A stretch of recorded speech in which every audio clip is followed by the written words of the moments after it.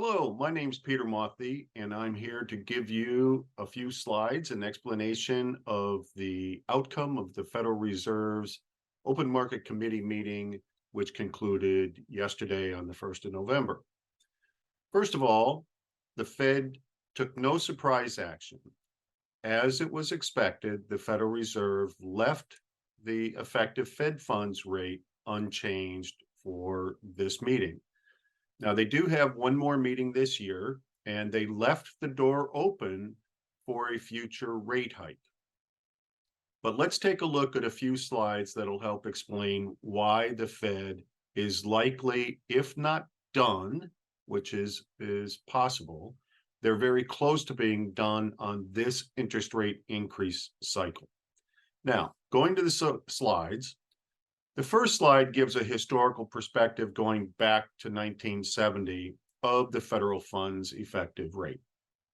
And you can see at the right-hand side of this graph, the most recent period where we've gotten up into the highlighted zone that I've drawn here. And you can see for the past, 48 years, 53 years going back to 1970, you can see that this zone around 5% has acted either as a floor or as a ceiling for the Fed funds rate.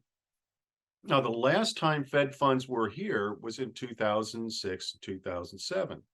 And you can see that they were there for quite a long period of time as the Fed is threatening to do so this time. The important part about this zone is this zone, especially when it's acting as a ceiling, tends to have the desired impact on the economy that the Fed is trying to accomplish.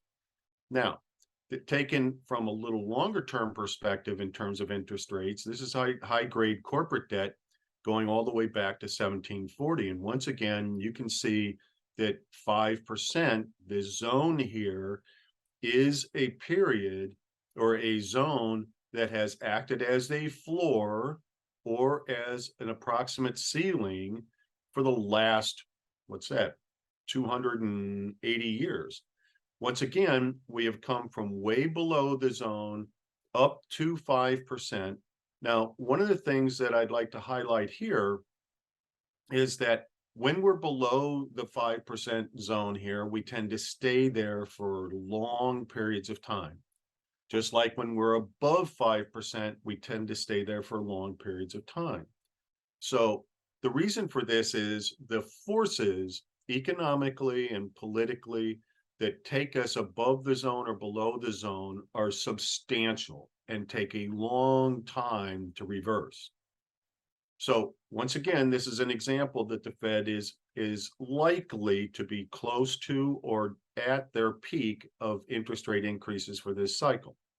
Now, the Fed feels as though that their interest rate increases and the fact that they're decreasing the money supply, as shown in this graph, that these are putting sufficient pressures on the economy to lower inflation and slow the economy down from a full employment standpoint where we are today. Now, the next chart shows this accomplishment that they feel like they're making on inflation. This happens to be one of the measures that they like to follow, which is the personal consumption expenditures. And this is excluding food and energy. Now, we can debate the pros and cons of that, but those two items tend to be very volatile and distorting of the data. But nonetheless, you can see that we've gone from close to 6% on this measure down to about 2.5%. And that's the kind of progress the Fed feels as though their rate increases to this point in time have been effective. Now, this is where the Fed doesn't feel they've been effective, and they're holding the door open to a further rate increase. And that is the unemployment rate is sticking at historic low levels. And this is a chart that goes back prior to 1950, showing the unemployment rate. And you can see that very seldom have we been down under 4% like we are now. And so we're at a level now that it implies full employment.